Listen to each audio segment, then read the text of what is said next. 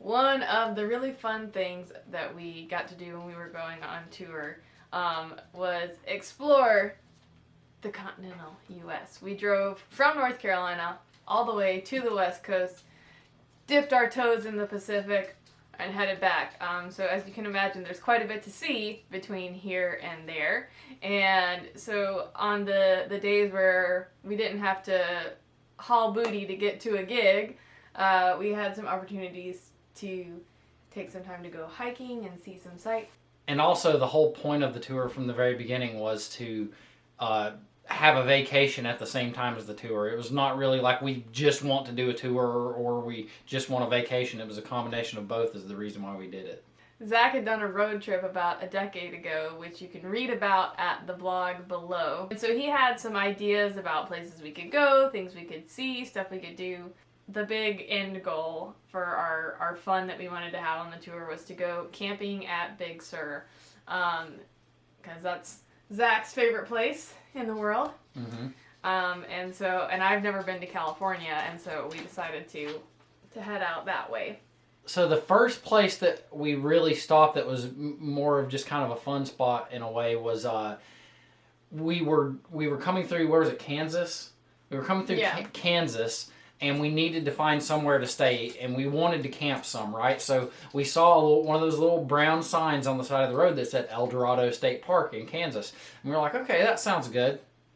And I looked up and made sure they had camping, and sure enough, they did. So we pulled in there, but when we pulled in, the booth where like the rangers and stuff would be there, or anybody managing the park would be there, was empty.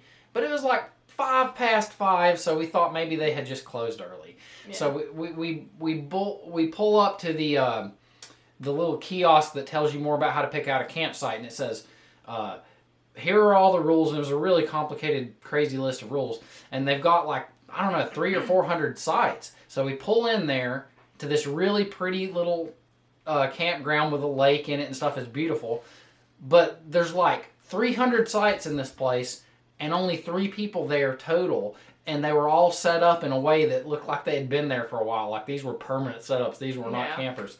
None of the sites were listed as available. Yeah. We really needed to use the restroom because we'd been in the road for a while, so we went to the restroom in the bathhouse, and it had not been cleaned in many, many long time. We still haven't figured out exactly what was going on. Yeah, it was like the whole park was just abandoned. Like there was just nothing there. But we stayed there. It was really cold that night. But we got up early the next morning and thawed our feet out and headed down to Mustang. Yeah, so we headed to Mustang, and I knew that we were being sponsored by Mustang Parks and Recreation, and so I knew that we were going to be playing at one of their recreation centers. But again, we'd been on the road for a while, and we were like, the weather's nice, let's go find a place to go for a walk. And so Zach punched in some stuff on the GPS, and we went to this park that had a nice walking trail and some playgrounds and things like that. And when we pulled in, I was kind of like, yep, I think this is where we're supposed to play tonight. And it was. We got some really good burritos from a burrito truck, and we had those at the park. We spent a lot of time outside and picnicking and eating outside on tour, which was kind of fun, kind of nice. Also gets you weird looks sometimes. But it was fun, and so then from there we headed to Amarillo. We got there really late. We got up the next morning, and Zach just searched up what sites were kind of around Amarillo. So we ended up going to Palo Canyon State Park, which is the second largest canyon in the U.S. And we got there really early, and there weren't really very many people there. And as we were kind of just wandering around toward the visitor center, we met this really cool volunteer who told us a little bit about the history of the park and told us some options for hiking trails that we could do. Yeah, and the hike that we went on was to, what is it called, the Chimney? It's called the Lighthouse. The Lighthouse, that's it. And it's listed as like, I think, a 3-hour hike or something like that. And we did it in less than an hour and a half. But to be fair, they get a lot of hiking in the summer more than they get in the early spring. I think we were kind of at the very beginning of when things started to pick up, and so it wasn't really hot. But they actually have warning signs as you're going onto the trail that you need to have at least a gallon of water per person as you're on this hike, because it's completely unshaded. You're in the sun the whole time, and because of the way the soil is, the heat reflects back to you.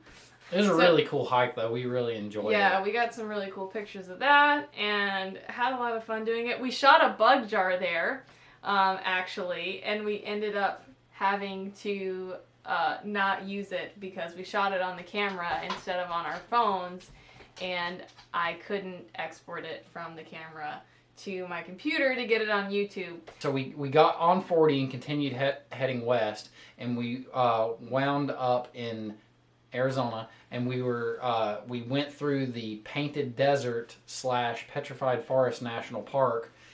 Some of it was closed off, which is a theme that we encountered several times across the trip, I think due mostly to time of year. But anyway, we got to go on a hike. I had been to this park before, but we got to go on a hike that I had never been to, which was the, what was the name of that? Blue Mesa. It was the Blue Mesa hike, which is a little short hike, but is one of my favorite hikes I've ever been on in my life. I mean, it just takes you maybe 30 minutes to 45 minutes at most, but it's like you're walking on the moon. It's like you're in a totally different environment than anything that I have ever seen in my life. It was really beautiful. If you know me, you probably know this about me, but I actually grew up in the Middle East, so I kind of grew up in deserts, and I love them. And so it was cool to get to see the similarities between the deserts here in the U.S. out west and the deserts in Jordan where I grew up, as well as the differences. We had a show in Phoenix, and I really liked Phoenix. We did a lot of driving through Arizona. What was that? Tonto National Forest we drove through to get to Phoenix. And there's a really cool moment that happened. We were way out in the woods in the middle of nowhere, and we barely had signal, but we were playing the Punch Brothers album, All Ashore. All Ashore, and what's the name of the song? We're listening to It's All Part of the Plan. And there's this break toward the middle where things kind of get quiet, and then all of a sudden, out of nowhere, the fiddle comes in going and getting real epic as things build up. And so we've been driving through this forest, and everything was kind of closed off. As soon as that fiddle hit, that crescendo of the song, the left side of the road opened up, and there was this huge open vista of the Tonto National Forest, and it was just beautiful. It was a really cool moment. There was snow on the ground. We were at pretty high elevation. We were just barely able to stop long enough and have signal long enough to do an interview with Lordelyn Del Rosario from Mariposa's local radio station. So we did a little brief interview with her about the show that we were going to be playing in Mariposa. I love the landscape coming down into the valley there at Phoenix. Out and got to hang out in Phoenix a little while, and then we headed on into California.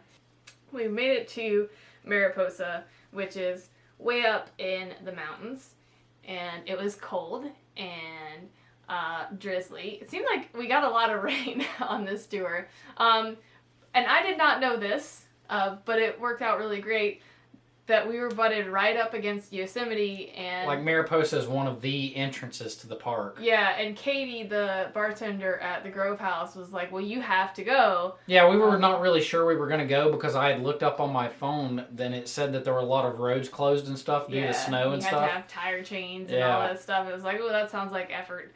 But it was fine. And so we went to Yosemite the day after we played. We hiked to the Merced Grove of sequoias. Hiked the Merced Grove. I'd never seen a sequoia. That was cool. That was something I'd always wanted to do. Like, ever since I was a little kid and found out that those trees existed, I was like, I gotta see these one day. The smell was amazing. Yeah. Like, if you ever go there, just, like, take a moment and really, like, notice how good this place smelled. I mean, they definitely put in an effort to keep as much pollution out of that park as possible. And so we saw El Capitan in there. We did see El Capitan. There was snow on the ground, and it was like walking through Narnia, and I loved it. Big Sur was the next place we went to, and Big Sur is actually a pretty large area, so there's a lot of different places to see. We spent the night at Big Sur Campground, which is like in the town proper, but then we drove to Julia Pfeiffer State Park, which unfortunately, due to damage from weather, most of it was shut down, but it still had some pretty cool views. And then we drove up to Andrew Molaro State Park and went on the longest hike of our trip. We went on a really big loop that took us over this like panorama trail where you can see the mountains to your one side and the ocean with all the little cliffs and things to the other, and we saw a some kind of wildcat on that. Yeah, so I think in our blog, our original From the Road, I called it a lynx, and that is incorrect. We were not far enough north for it to be a lynx. It was a California bobcat. And there's lots of little stops along the trail that are isolated little pockets of coolness. Like, there's like this one little cove that you can go down to where there's literally thousands and thousands of chunks of driftwood that are all bleached out, and like it's like a graveyard of driftwood. And that was really cool. And it's just an amazing, amazing hike. So our next big stop was the newly minted White Sands National Park. It used to just be a state park. And that was fun. It was pretty far off the path. I think it took us an extra 5 hours to get there.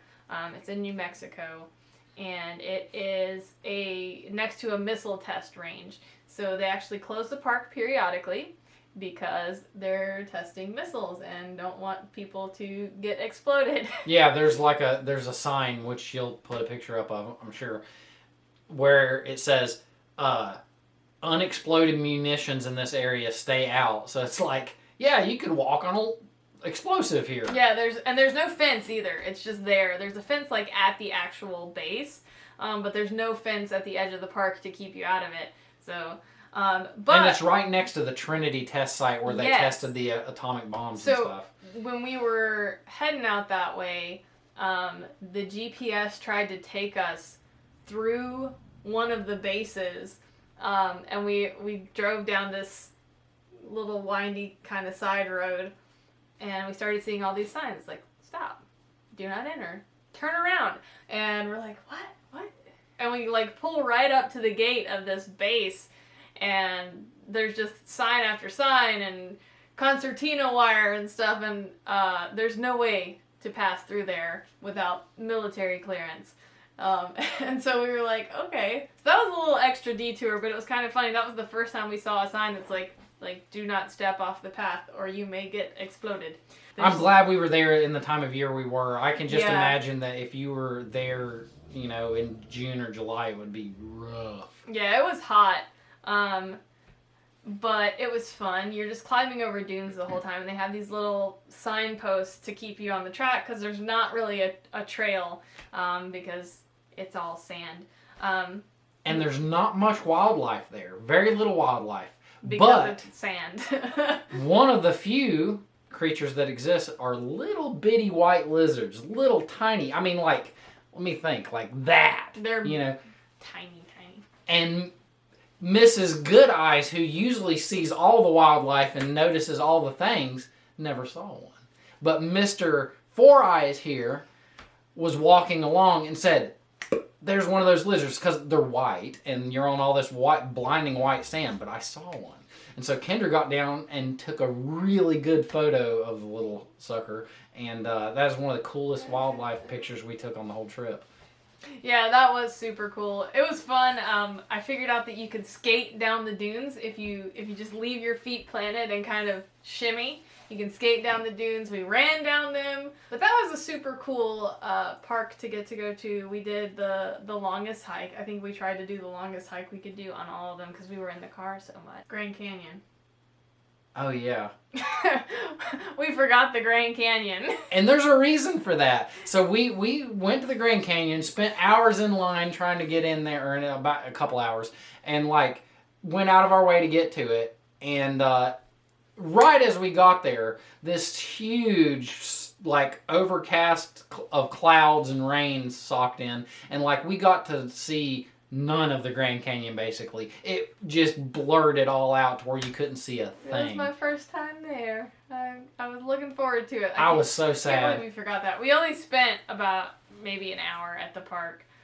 It was packed. You could see some stuff, and I was really happy to get to see it. I would like to go back and see it on a clearer day. See it properly. Those are some of our tour adventures that we went on, and we hope you enjoyed the pictures and the goofy videos, and we hope that once things open back up, you guys who are out there wanting to tour get to do some of the same kind of stuff.